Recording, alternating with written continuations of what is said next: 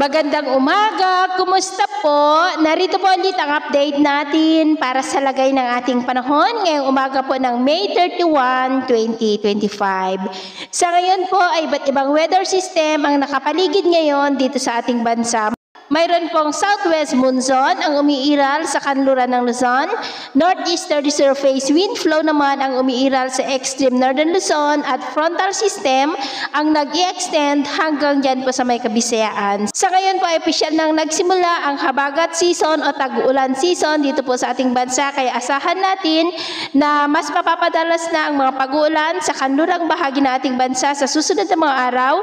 Lalo na po dyan sa may Central Luzon, Metro Manila, Calabarzon, Mimaropa, Ilocos Region, maging po sa may Cordillera at Western Visayas. At ito naman ay pinapakita ng forecast model natin pong ginagamit hanggang po sa susunod na 2 linggo.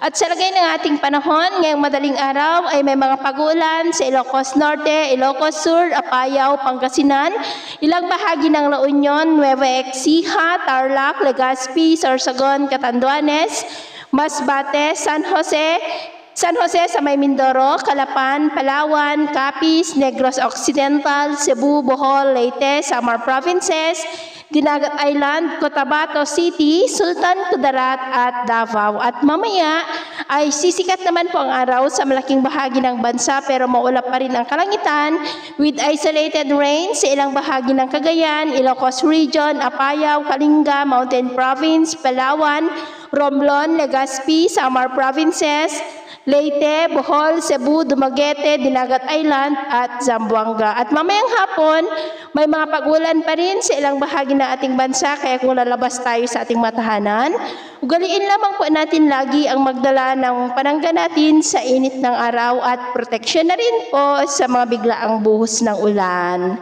At sa atin naman pong mga baybayin, wala naman po tayong nakataas na namang gale warning signals, pero iba yung pag-ingat lamang po kung papalaot tayo para po mas makaiwas sa mga sakunang pangkaragatan.